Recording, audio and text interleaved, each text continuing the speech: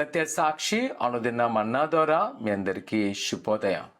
నేటి యొక్క సూచన మాట కొలస్సీల పత్రిక 3:17 సమస్తమును ఆయన పేరట చేయుడి. ప్రియకుమార్ అక్క మాతే కొలస్సీ పత్రిక అపోస్తలుడైన పౌలు గారు రాసిన సందర్భంలో చూసినప్పుడు సంఘాన్ని ఆత్మీయంగా బలపడడం కొరకు వారి యొక్క పాత స్థితిని లేదా వారికున్న ప్రతి ఒక్క వ్యతిరేక పరిస్థితుల్ని విడుదల చేసి వాటిని వారు విడిచిపెట్టి దేవుల్లో నూతనమైన మారు మనస్సు, నూతనమైన మనసు కలగాలన్నది ఆయన యొక్క ఆశయం ఉన్నది. అలాంటి సందర్భంలో ఈ యొక్క పత్రికను రాస్తున్నప్పుడు ఆయన చెప్తున్న మాట, మీరేం చేసినా నీ మాట అయినా నీ చేత అయినా అదేమై ఉండాలంటే ప్రభు అయిన దేవునికి దగ్గరగా ఉండాలి, లేదా ఆయన చిత్తానుసారంగా ఉండాలి. అందుకనే సమస్తమును ఆయన పేరట చేయడి.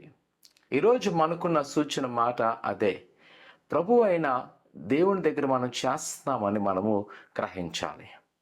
మనము ఆయనకి ఇష్టమైన వారుగా ప్రవర్తించడానికి ప్రయత్నించాలి.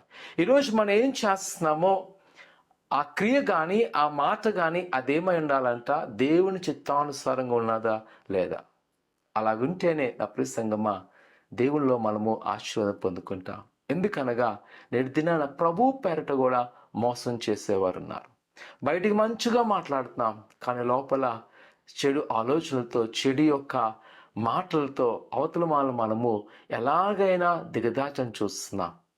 ఆ స్థితిని మనం విడిచిపెట్టడానికి మనం గ్రహించాల్సింది అంటే మనం ఏం చేస్తున్నాం అది ప్రభు పేరట చేయాలి. ఎందుకంటే ఆయన పేరట మనము మోసం చేయలేం, ఆయన పేరట మనము ద్వేషించలేం.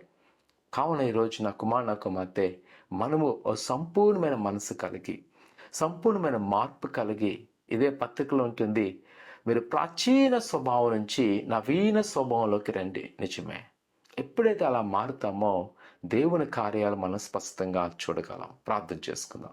పరిశుద్ధుడా దేవానికి ఉన్నారు నీ బిడ్డలైన వారిని జ్ఞాపకం చేసుకొని నీ దీవెన నీ ఆశీర్వదింపండి. వారికున్న కొదులు, వారికున్న ఆటంకాలు యేసు నామమున విడుదల చేసి నీ కృపాక్షాలను నింపి బలపరిచి ఆయన వారు ఏదైతే కోరుకున్నారో ఆ కోరికలు సిద్ధింపచేసి ఇక ప్రతి వారము సరైన మనసు కలిగిన ఆయన నీలో బలపట్టకు సహాయం చేయమని యేసు నామమున తండ్రి, ఆమేన్.